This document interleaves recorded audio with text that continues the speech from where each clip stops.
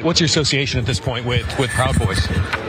We've made the decision 4 years ago not to tell the media what our structure is, but I'd suggest that the media should stop calling me ex-Proud Boy leader. So you are still a leader? That's all. General reporting. That's the only comment. That's the only comment I'm going to give you. Well, Enrique Tarrio is correct. He is not the ex-Proud Boys leader, but he's also not really a Proud Boy. And that's at least according to a Washington judge who has officially stripped the group of their trademark name. Now, you'll never believe who has control of it now. It's a church that was vandalized by the Proud Boys.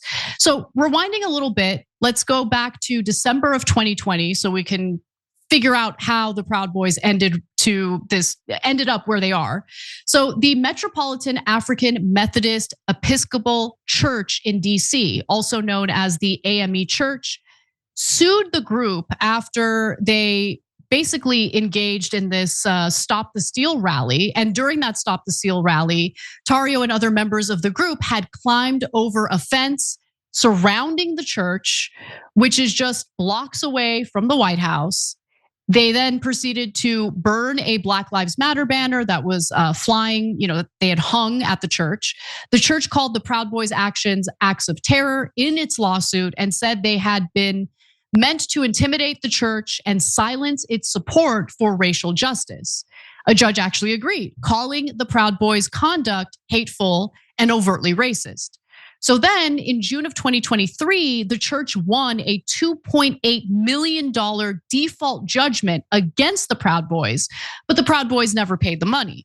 So the church decides to hit them again, hit them where it hurts, and they proceeded to take the Proud Boys trademark. Okay, so CBS News reports that the Metropolitan AME Church was granted ownership of the group's trademark in a February 3rd ruling from Judge Tanya M. Jones, Bossier of the Superior Court of the District of Columbia. The decision also gives the church a lien on the trademark and the power to block the Proud Boys from using the trademark or selling licensed goods like t-shirts or hats without the church's approval.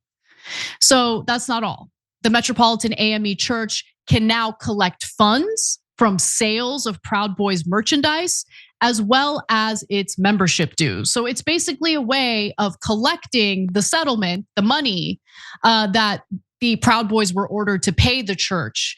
But since they didn't pay, all right, well then now the church owns your trademark, and anything you sell using the Proud Boys trademark, the proceeds from those sales will go straight to the church. So this will no doubt hurt the group's ability to sell any sort of merchandise or even recruit new members to the Proud Boys unless they rebrand. And so in a statement with CBS Money Watch, the church's pastor, Reverend William Lamar IV, celebrated this win, stating, "This is our time to stand up, to be very clear to the Proud Boys and their ilk that we came here fighting, that we have never, ever capitulated to the violent whims of white supremacist groups. If they thought we would be afraid, they were wrong. There are many people with us and who stand with us." And so Tarrio, not pleased. We'll get to his statement in just a minute. What are your thoughts, Waz?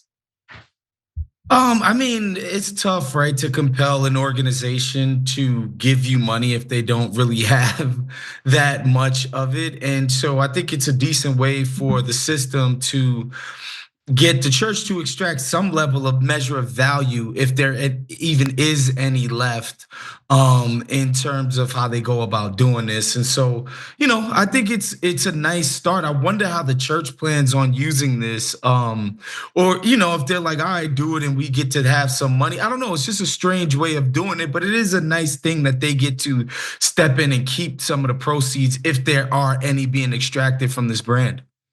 Yeah, and look, for me, it's less about the church making money or getting money off the Proud Boys. I think it's more about a deterrence. It's about putting out a statement, making it abundantly clear. If you're gonna vandalize a church, if you're gonna burn a flag, regardless of what the flag is, the church has the right to fly a BLM flag, a pro-Biden flag, whatever it is. And by the way, people who support Republicans, right-wingers, they have the right to fly a Trump flag if they want. trespassing onto private property and then proceeding to burn a flag you don't like is unacceptable. Vandalizing private property, unacceptable. And so it just kind of sends a message to groups like the Proud Boys. If you do this, there are going to be some consequences, including the stripping of your own trademark. Tarrio is very upset about this. He says it's unfair, blah, blah, blah, blah, blah. So let's go to this graphic. The Proud Boys are now changing our name to the African Methodist Episcopal Boys. Okay.